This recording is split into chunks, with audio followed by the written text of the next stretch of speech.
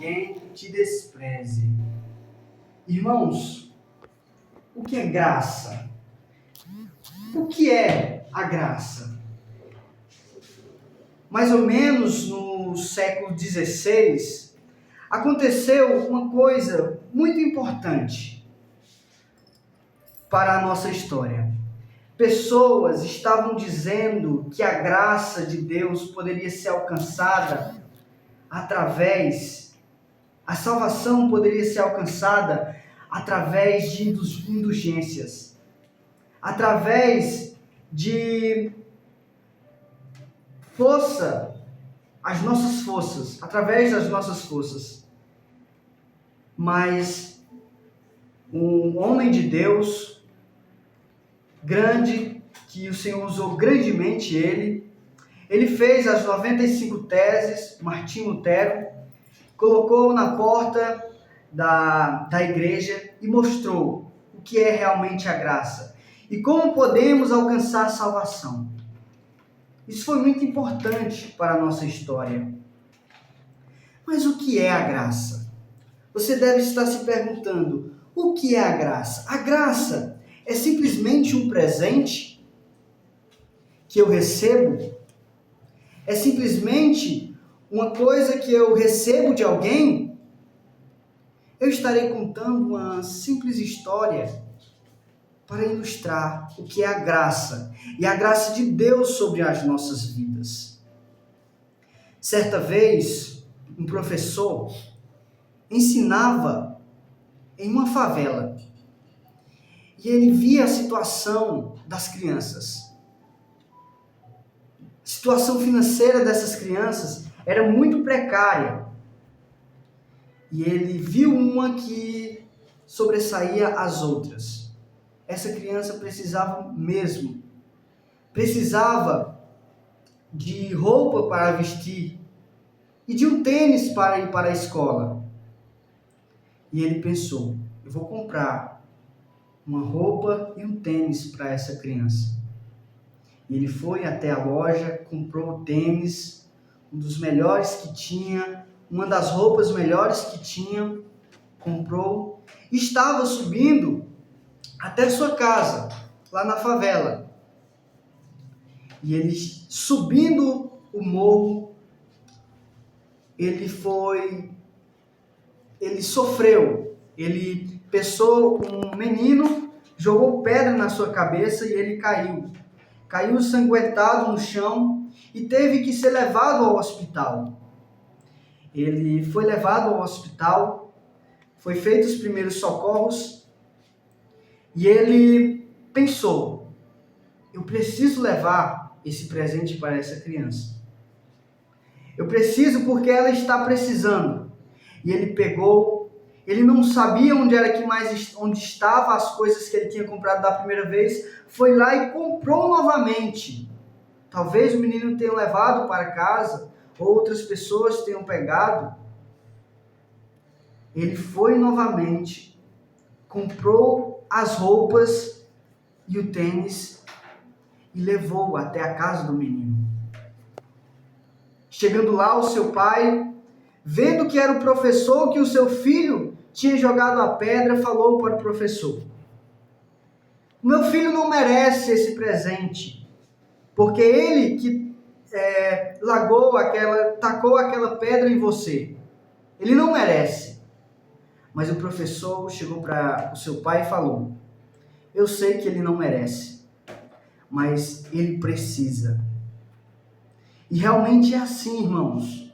A nossa vida, nós não merecemos a salvação do nosso Deus. Nós merecemos a morte eterna. Nós merecemos ir para o inferno. Mas precisamos da salvação. E essa graça que o Senhor nos alcançou, é sobre ela que vamos falar hoje. Eu quero falar para os irmãos 3 verdades sobre a graça, sobre esse texto aqui. A primeira verdade é que a graça tem uma origem. A graça existe uma origem nessa graça. Qual é a origem dessa graça? E eu respondo para vocês: Deus é a origem da graça. Lá em Efésios 2, 8 e 9, diz assim: porque pela graça sois salvos. Porque pela graça sois salvos, mediante a fé. Isso não é de vocês, não é de vós, é dom de Deus. Então, essa graça não é nossa. A origem dela é Deus. Deus é a origem da graça. Mas eu quero já ir para a segunda verdade. A graça de Deus, ela nos educa para renegar as falsas doutrinas. Lá no versículo 12, aqui em Tito, vai dizer: educando-nos para que, renegadas as impiedades e as paixões mundanas, vivamos no presente século, educando-nos para que, renegadas as impiedades. Então, a graça de Deus, ela nos educa. Ela nos educa. Muitas das vezes, vemos pessoas mal educadas, que amam esse mundo ainda, esse mundo caído, mas quando somos alcançados pela essa graça, somos educados pela palavra. Devemos lê-la e aprendê-la com ela. Não podemos amar esse mundo, as paixões desse mundo. Mas a graça nos educa a renegar a falsa ética, as paixões desse mundo. Ela nos educa para não gostarmos desse mundo, para não nos apegarmos com esse mundo, porque esse mundo é passageiro. Todos nós iremos morrer. Mas a graça de Deus nos educa a não amarmos esse mundo. A graça também nos educa a praticar o bem. Lá em Efésios 2 ainda vai falar no versículo 10, porque pela graça sois salvos mediante a fé, não de obras para que ninguém se glorie, pois somos feituras dele, criados em Cristo Jesus para boas obras, as quais Deus de antemão preparou para que andássemos nela. O Senhor, Ele preparou as boas obras. Ajudar o próximo deve ser um prazer nosso. Um prazer do crente quando se converte. Eu preciso ajudar o meu irmão. Eu preciso ajudar o necessitado. Irmãos, as boas obras não podem nos salvar, mas ela testifica que somos crentes verdadeiros em Cristo Jesus. E agora eu quero falar sobre 3 palavras que ainda se encontram nesse versículo 12. Lá no finalzinho, vou ler o versículo completo novamente. Educando-nos para que, renegadas as impiedades e as paixões mundanas, vivamos no presente século, sensata, justa e piedosamente. Essas 3 palavras que quero falar. A palavra sensata quer dizer a nós mesmos. A palavra justa quer dizer o relacionamento entre nós, entre eu e o meu próximo. E piedosamente quer dizer o relacionamento entre eu e Deus. Devemos viver uma vida sensata, uma vida que realmente agrade a Deus. Como vocês podem ver em Provérbios, o justo, ele é sensato. A pessoa que é bem-aventurada, ela é sensata. Aquela que é alcançada pela graça. Ela sabe tomar decisões corretas. A graça que nos alcançou faz com que tomamos essas decisões corretamente. Mas também faz com que sejamos justos.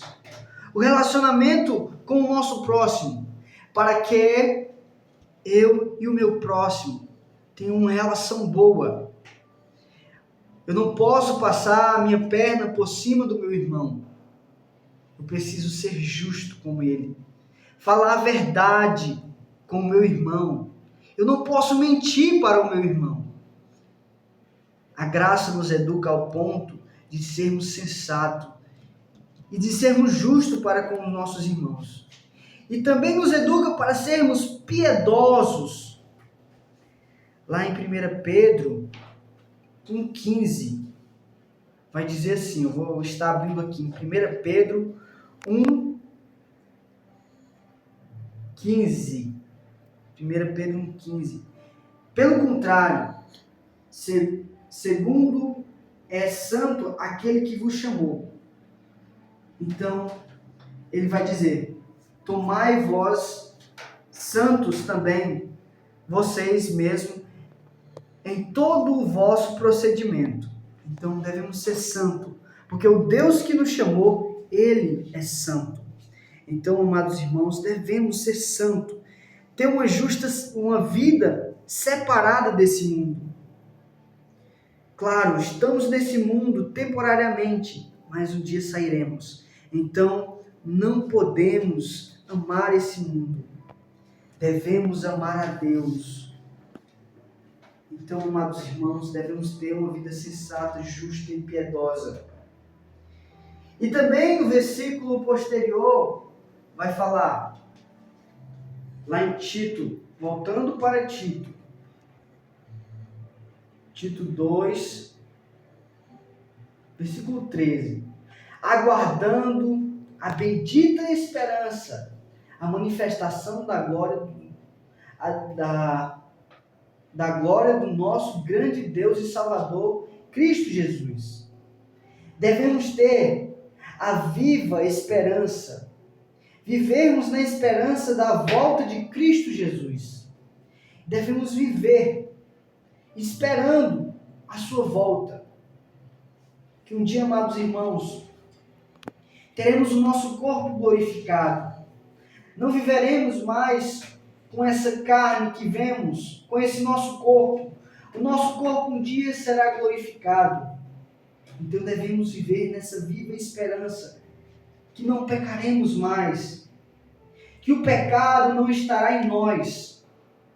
E é assim que devemos viver, com essa viva esperança todos os dias, relembrando que estamos de passagem aqui nesse mundo.